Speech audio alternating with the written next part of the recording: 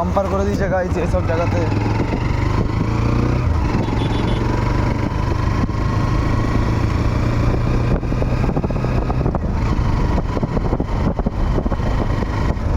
সন্ধ্যের টাইমে গাইজ প্রচুর পোকা চোখে লাগে, কি বলবো আর।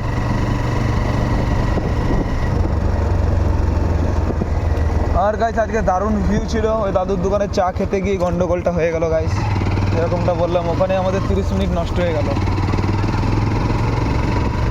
ওখানে মানে এত ভিড়, মানে চার আমাদের নাম্বার আস্তে আস্তে এদিকে সন্ধ্যে লেগে গেল। আর এদিকে বাঁ সাইডে আকাশের ভিউটা দেখাও গাইস, এদিকে বাঁ সাইডের ভিউটা দেখুন শুধু কিরকম। চলুন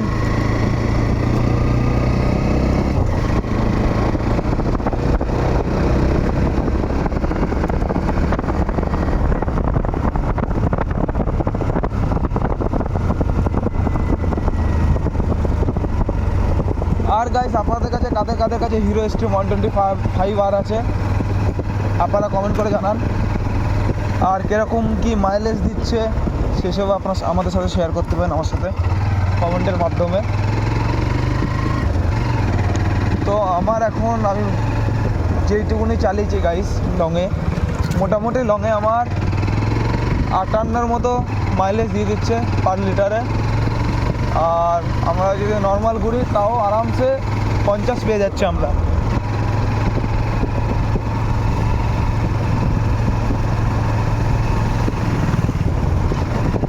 মানে মোটামুটি খুব ভালো মাইলেজ দিচ্ছে গাড়িটা। আপনি যদি স্প্লেন্ডার দেখতে যাই তো স্প্লেন্ডারের থেকে খুব বেশি দাম না আমার হিরো এক্সট্রিম 125 আরটা। তো আপনারা যারা ইয়ং জেনারেশনের ছেলেপিলে তাদের আমি বলবো, আপনাদের যাদের স্প্লেন্ডার না নিয়ে আমি রেকমেন্ড করব যে হিরো এক্সট্রিম 125 আর গাড়িটা নিয়েন। কেন গাড়িটা স্পোর্টি লুকও আছে, আর এইসব কম্পেয়ারে গাড়িতে 125 সিসির যেসব গাড়ি আছে তো সেগুলোর থেকে আমি বলবো এক্সট্রিম 125 আর অনেক ভালো, আর আপনারা চালিয়েও খুব মজা পাবেন। আর সবথেকে বড় কথা, এটাকে দেখে কেউ বলবে না যে এটা মানে 125 সিসির গাড়ি। আমি যত বাইক দেখেছি 125 সিসি, আর তার থেকেও বড় কথা এই গাড়িতে পেয়ে যাচ্ছেন 125 সিসির মধ্যে ABS ব্রেক, যেটা আপনারা 125 সিসির মধ্যে আমি যেইটুকুনি জানি আশা করি কোনো গাড়িতেই মনে হয় দেয়নি। তো এটা খুব ভালো দিক বাইকটার। আর আমার এটা ডিপারে এখন করা আছে, আর এখানকার লাইটের ব্রাইটনেসটা দেখতে পাচ্ছেন কীরকম।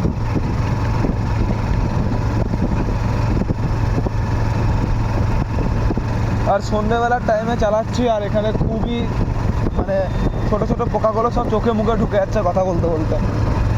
আর তার সাথে রয়েছে আমাদের গাড়িটা ডবল ইন্ডিকেটরটা জ্বালিয়ে দিই।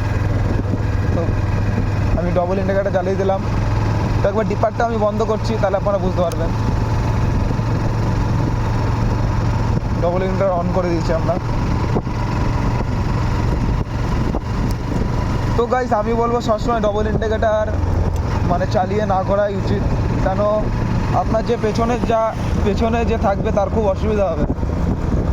রাস্তার মধ্যে যেরকম পুরো কাদা কোদা পড়ে আছে, স্লিপ করতে পারে, তার জন্য আমরা আস্তে আস্তে যাচ্ছি।